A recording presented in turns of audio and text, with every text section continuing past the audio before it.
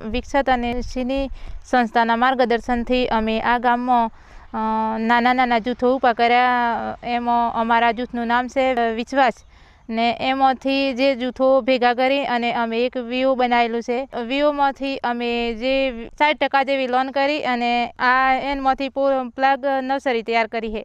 Nursery તૈયાર કરી એમાં રોપા તૈયાર કરવામાં આવે છે। રોપા અત્યારે ચાલુ છે ને ઉનાળાની સિઝનમાં હવે પછી બીજા રોપા તૈયાર કરવાના છે। પ્લગ નર્સરીમાં વર્ષમાં અમે 3 સિઝનમાં આ રોપાનું વાવેતર કરી શકીએ છીએ। ઉનાળામાં છઠ્ઠા મહિનામાં વાવીએ અને ત્રીજા મહિનામાં અને છેલ્લે અહીંયા 9મા મહિનામાં વાવીએ। 3 સિઝનમાં વાવીએ। ચીની સંસ્થા અને વિકસત સંસ્થા દ્વારા માર્ગદર્શન દ્વારા આ અમને જે આવક મેળવવાનું એક મોટી તક અને અમને દિશા મળી છે। તો આ પ્લગ નર્સરીમાંથી રોપા અમે અમારા ખેતરમાં વાવીએ છીએ અને ખેડૂતોને પણ માર્ગદર્શન આપીએ કે આ રોગમુક્ત રોપા વાવો અને આમાંથી આવક મેળવો। તો આ વર્ષે લોકો ધીરે ધીરે જાગૃત થવા મળ્યા છે અને આવક મેળવતા થયા છે। ગયા વર્ષે 1 લાખ જેવો નફો થયો હતો અને આ વર્ષે પાછા 80,000 જેટલા રોપા તૈયાર કર્યા। એમાં 1 લાખ કે 1.25 લાખ જેટલો અમને નફો